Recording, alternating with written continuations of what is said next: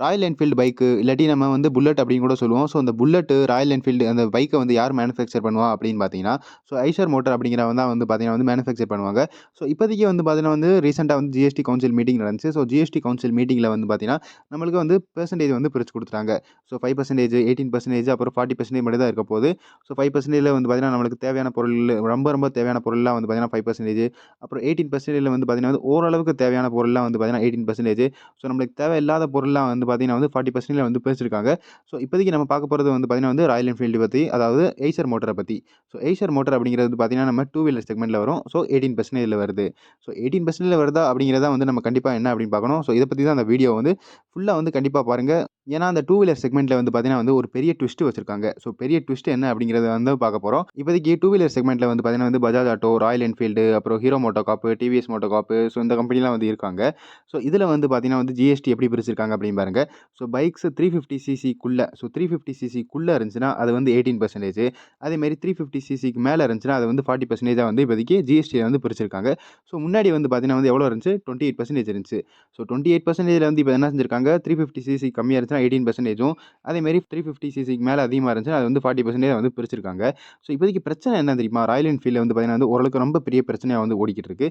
So நம்ம ஐசர் மோட்டாரோட share price so இன்னைக்கு வந்து பார்த்தீங்கன்னா வந்து 1.15% வந்து இன்க்ரீஸ் ஆயிருக்கு. அதேமாரி பாஸ்ட் 5 டேஸ்ல கடைசி 5 நாள்ல வந்து பார்த்தீங்கன்னா 8.79% வந்து இன்க்ரீஸ் ஆயிருக்கு. அதேமாரி கடைசி 1 மாசத்துல வந்து பார்த்தீங்கன்னா வந்து 21.5% வந்து இன்க்ரீஸ் ஆயிருக்கு. ஸோ நம்ம ராயல் என்ஃபீல்ட்ல அதாவது புல்லட்ல வந்து பார்த்தீங்கன்னா என்னென்ன செக்மெண்ட் இருக்கு அப்படின்னு பாருங்க. ஸோ 350 சிசி செக்மெண்ட்ல வந்து பார்த்தீங்கன்னா புல்லட் 350 அப்புறம் கிளாசிக் 350, ஹண்டர் 350, மெட்டியார் 350லாம் இருக்கு. அடுத்து வந்து பார்த்தீங்கன்னா வந்து 400 டூ 450ல ஸோ 400 டூ 450ல வந்து பார்த்தீங்கன்னா வந்து ஸ்கிராம் 400, 411 அப்புறம் ஸ்கிராம் 440, ஹிமாலயன் 450 அப்புறம் கொரில்லா வந்து 450 இருக்கு. அடுத்து 650 சிசில வந்து பார்த்தீங்கன்னா வந்து இன்டர்செப்டர் 650 இருக்கு. கான்டினென்டல் ஜிடிஐ 650 இருக்கு. அப்புறம் சூப்பர் மெட்டியார் 650 இருக்கு. ஷாட்கன் 650 இருக்கு. ஸோ இது எல்லாமே வந்து பார்த்தீங்கன்னா 650ல இருக்கு. 400 டூ 450ல இருக்கு. அப்புறம் 350 செக்மெண்ட்ல இருக்கு. ஸோ அப்ப நம்ம ராயல் என்ஃபீல்ட் ஷேர்லாம் வந்து பார்த்தீங்கன்னா வந்து கீழ விழுந்திருக்கணும்ல. ஸோ ஏன் வந்து கீழ விழுந்திருக்கணும் அப்படின்னு பார்த்தீங்கன்னா, ஃபுல்லா வந்து 350 சிசிலயும், அதே மாரி 400 டூ 450 சிசிலயும், அதே மாரி 650 சிசி எல்லாமே வந்து பார்த்தீங்கன்னா 350 சிசிக்கு மேல தானே இருக்கு. ஸோ எல்லாமே வந்து கீழ தானே விழுந்திருக்கும். ஏன்னா வந்து எல்லாமே வந்து 40% ஜிஎஸ்டில போப்போகுது அப்படின்னு நெனைப்பீங்க. ஸோ அதான் வந்து இங்கனக்குள்ள வந்து பெரிய கேள்விக்குறியா இருக்கு. அத தான் வந்து நம்ம கிளியர் பண்ண போறோம். ஸோ என்ன வந்து அப்படின்னு பார்த்தீங்கன்னா, ஸோ ட்ரக் செக்மெண்ட்லாம் வந்து கேள்விப்பட்டிருப்பீங்க. ஸோ எய்சர் மோட்டார் வந்து பார்த்தீங்கன்னா வந்து ட்ரக் செக்மெண்ட்ல இருக்காங்க. ஸோ ட்ரக் செக்மெண்ட்ல வந்து அவங்க வந்து 18% வந்து விழுந்திருக்கு. ஸோ அதுல வந்து இன்கிரீஸ் ஆகும்ல ஷேர் பிரைஸ் அப்படின்னு நெனைச்சீங்களா? ஸோ அதான் வந்து இங்கனக்குள்ள கிடையாது. ஸோ ட்ரக் செக்மெண்ட் வந்து பார்த்தீங்கன்னா, நம்ம எய்சர் மோட்டார்ல ஸோ எய்சர் மோட்டருக்கும் ட்ரக் செக்மெண்ட்டுக்கும் வந்து பார்த்தீங்கன்னா சம்மந்தமே கிடையாது.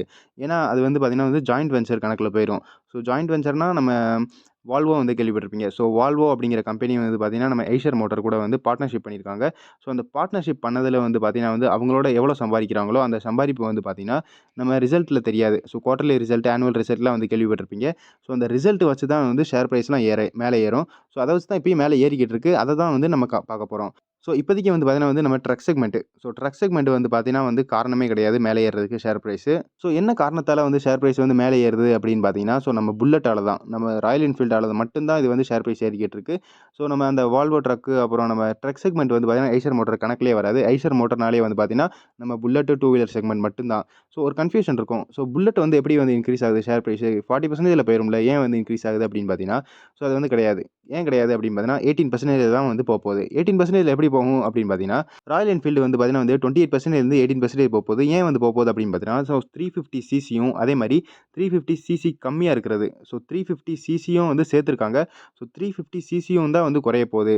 அதுவும் இல்லாம வந்து ஒரு முக்கியமான பாயிண்ட் என்ன அப்படின்னு பார்த்தீங்கன்னா, ஸோ நம்ம ராயல் என்ஃபீல்டு வந்து பார்த்தீங்கன்னா வந்து 350 சிசியே கிடையாது. ஸோ பேரு தான் வந்து பார்த்தீங்கன்னா, ஹண்டர் 350, புல்லட் 350, கிளாசிக் 350 அப்புறம் பார்த்தீங்கன்னா வந்து மீட்டியார் 350 அப்படின்லாம் வச்சிருக்காங்க. ஸோ நம்ம சிசி வந்து எவ்வளோ அப்படின்னு பார்த்தீங்கன்னா, ஸோ 349 சிசி தான். ஸோ 349 மட்டும் தான் அவங்களோட சிசிஏவும். இது வந்து பார்த்தீங்கன்னா வந்து 350 சிசில. ஸோ 350 சிசி கணக்கே வராது. ஸோ 350 சிசியா இருந்தாலும் வந்து பார்த்தீங்கன்னா, இது வந்து பார்த்தீங்கன்னா 18% தான் வரப்போகுது.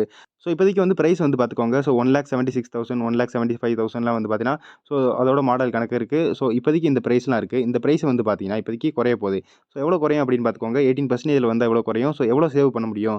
நம்மளால எவ்வளோ வந்து சேவ் பண்ண முடியும் அப்படின்னு பார்த்தீங்கன்னா, ஸோ 14,000 மாடலுக்கு ஏத்த மாரி வந்து பார்த்தீங்கன்னா வந்து கிட்டத்தட்ட 14,000லேருந்து 70,000 வந்து இன்கிரீஸ் ஆகும். சேவ் ஆகும் நமக்கு. அதாவது கம்மியாகும். 19,000 முடிய வந்து இங்கனக்குள்ள வந்து இன்கிரீஸ் ஆகுது. ஸோ எவ்வளோ வந்து பிரைஸ் இருக்கோ, அதுக்கு ஏத்த மாரி வந்து பார்த்தீங்கன்னா, இங்கனக்குள்ள வந்து நம்மளுக்கு சேவிங்ஸ் வந்து அதிகமாகும். அதே மாரி நம்மளுக்கு 350 சிசிக்கு மேல, ஸோ 350 சிசிக்கு மேல எந்த மாடல்லாம் இருக்கு அப்படின்னு பார்த்தீங்கன்னா, ஸோ நெறைய மாடல் இருக்கு. அது வந்து பார்த்தீங்கன்னா 28% 40% போது. ஸோ எந்த மாரி மாடல் அப்படின்னு பார்த்துக்கோங்க. ஸ்க்ராம் 440 எல்லாமே வந்து பார்த்தீங்கன்னா 440, 450, 460, கான்டினென்டல் ஜிடிசி 650, ஷாட்கன் 650, பிஆர் 650 எல்லாமே வந்து பார்த்தீங்கன்னா, இப்போதைக்கு 40% வந்து போது. ஸோ இதோட ஸ்டார்ட்டிங் மாடல் வந்து பார்த்துக்கோங்க. 2,00,000லேருந்து ஆரம்பிக்குது. ஸோ 2,00,000 இருக்கு, 2,90,000 இருக்கு, 2,47,000 இருக்கு. அதுக்கடுத்து மேக்ஸிமம் வந்து பார்த்தீங்கன்னா, எவ்வளோ இருக்கு அப்படின்னு பார்த்தீங்கன்னா, 3,90,000 மெட்டியார் 650 வந்து பார்த்தீங்கன்னா, 3,90,000 இப்போதைக்கு ரொம்ப அதிகமா இதான் வந்து இருக்கு. ஸோ இதோட பிரைஸ்லாம் வந்து எவ்வளோ குறைய போகுது? குறையாது, இன்க்ரீஸ் ஆக போகுது. எவ்வளோ இன்க்ரீஸ் ஆகும் அப்படின்னு பார்த்துக்கோங்க. ஸோ 22,000லேருந்து இன்க்ரீஸ் ஆகும். ஸோ 22,000லேருந்து மேக்ஸிமம் எவ்வளோ இன்க்ரீஸ் ஆகும் அப்படின்னு பார்த்தீங்கன்னா, ஸோ 40% ஏத்துக்க மாரி 40,000-800 வந்து இன்க்ரீஸ் ஆகும். ஸோ நீங்க சும்மா பார்த்துக்கோங்க. எவ்வளோ வந்து இன்க்ரீஸ் ஆகும். ஸோ அது இல்லாம இந்த கரண்ட் பிரைஸ். ஸோ இந்த கரண்ட் பிரைஸ் வந்து பார்த்தீங்கன்னா, 28%க்கு ஏத்த மாரி வந்து இருக்கு. ஸோ 28%க்கு ஏத்த மாரி பிளஸ் ஆவரேஜா இருக்கு. ஸோ நெட்ல எடுத்தது ஷோரூம்க்கு ஏத்த மாரி வந்து பார்த்தீங்கன்னா வந்து பிரைஸ் மாறும். ஸோ அது என்ன அப்படின்னு செக் பண்ணிக்கோங்க. ஸோ இது பார்த்தீங்கன்னா, 2,00,000 இவ்வளோ இருக்கு. எவ்வளோ குறையும் அப்படின்னு பார்த்துக்கோங்க. கான்டினென்டல் ஜிடி 650லாம் வந்து பார்த்தீங்கன்னா, நம்மளுக்கு 648 சிசி. அதேமாரி 3,39,000 இருக்கும். 3,75,000 வந்து இன்க்ரீஸ் ஆகப்போது. 36,000 வந்து கிட்டத்தட்ட வந்து இங்கனக்குள்ள வந்து இன்க்ரீஸ் ஆகப்போது. So okay. நம்ம வந்து பார்த்தீங்கன்னா வந்து 349 சிசி அப்படின்னு பார்த்துட்டோம். ஸோ 349 சிசி இருக்கு. அதே மாரி இங்கனக்குள்ள வந்து பார்த்தீங்கன்னா, இப்ப என்ன இருக்கு 350 சிசிக்கு மேலயும் இருக்கு. ஸோ 2 டைப்பான வெஹிக்கிள் இருக்குல்ல. ஸோ ஒரு இதுல வந்து பார்த்தீங்கன்னா வந்து 18% குறைய போது. அதுல ஒரு சில இதுல வந்து பார்த்தீங்கன்னா வந்து இங்கனக்குள்ள 40% இன்க்ரீஸ் ஆகப்போது. ஸோ இங்கனக்குள்ள 40% இன்க்ரீஸ் ஆனா உங்களுக்கு லாஸ் ஆகும்ல.